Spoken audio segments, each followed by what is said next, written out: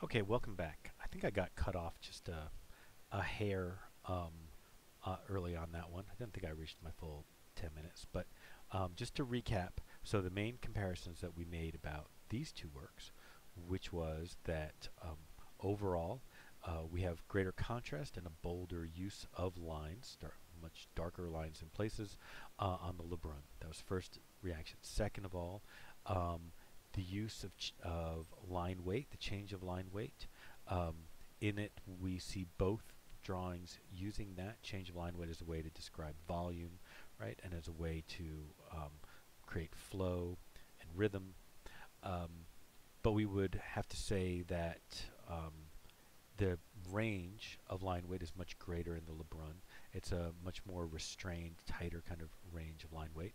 But another major issue is that the line weight and the change of line weight in Lebrun is entirely caused by the change of the thickness of the line because it's a brush and ink drawing. Whereas in the pencil drawing, it's also a change of the value of the line because it's literally a change of the pressure that's being placed on the pencil, which can make the lines darker. Um, let's see. A third thing we said was that the line, in terms of line and gesture, that we see gestural qualities in both drawings, but overall we have to say we see a looser, more gestural use of line work in the Lebrun, um, and that it is more calligraphic, more fluid. I mentioned about rhythm once again. I think you could make this the case that both drawings really think about the rhythm of line weight, and the fluidity of line, and how that leads your eye through a drawing. But there is definitely a much more kind of strong emphasis on rhythm in the Lebrun. And speaking of emphasis, that was another point that we made. Oh, also cross contour before we get to emphasis. Cross contour, once again, both drawings are thinking about it, but there's a more overt emphasis of cross contour in the Lebrun. Um, we see it in places, like these lines right here on the Ang drawing, but not quite as overall and as overt as in the Lebrun, like in this section right there. Okay, and then in terms of emphasis, the main point I was trying to make was that the change of line weight that is used to get in darker areas where we have more tone, we have darker line, more buildup of hatching. Those also happen to be the areas where we draw our attention, such as here or here.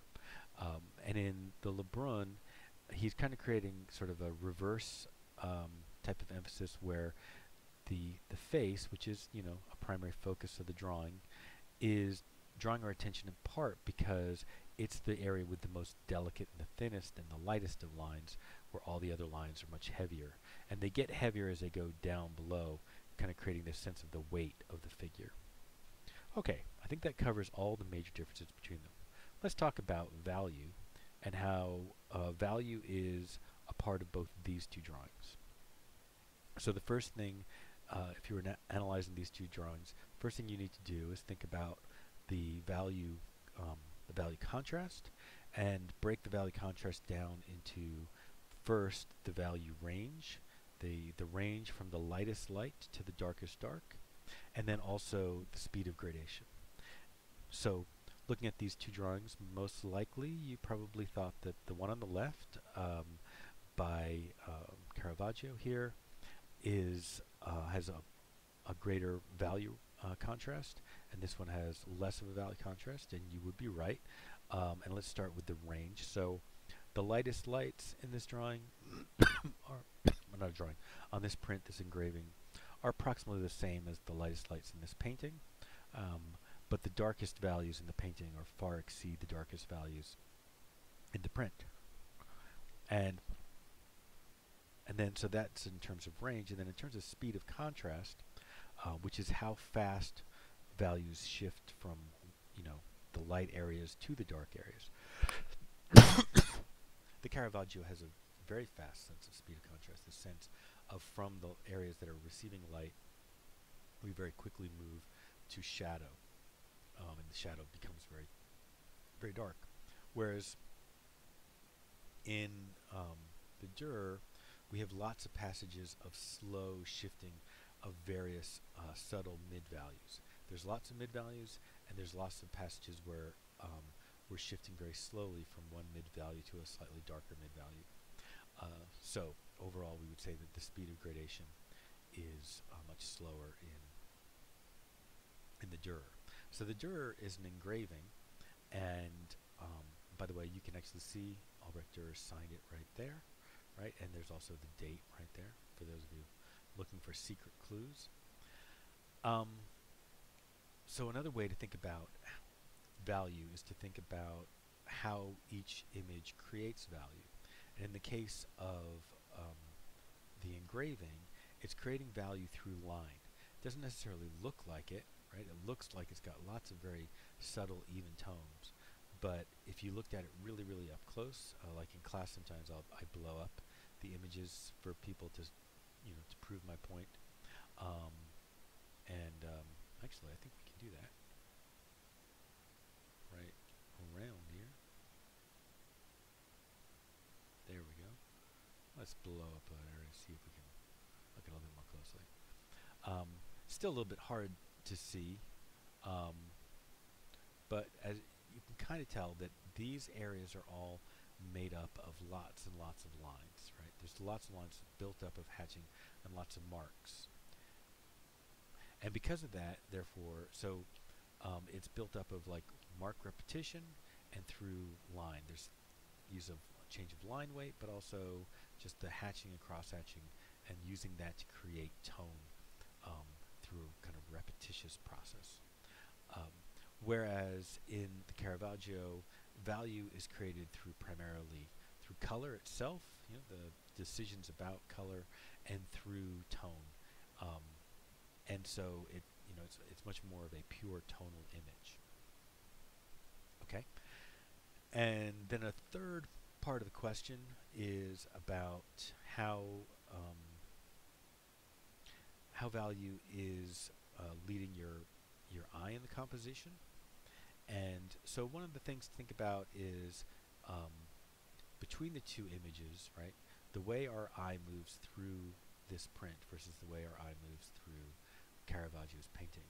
Caravaggio's painting is more succinct, right? It's to the point, and it leads us directly to the main subject matter. It has, it does have secondary and tertiary areas of attention, of focus, but the whole thing makes a big sort of diagonal, which is also a little bit of an arc, right? Almost creating like this sensation of sort of a repeating figure falling kind of motif.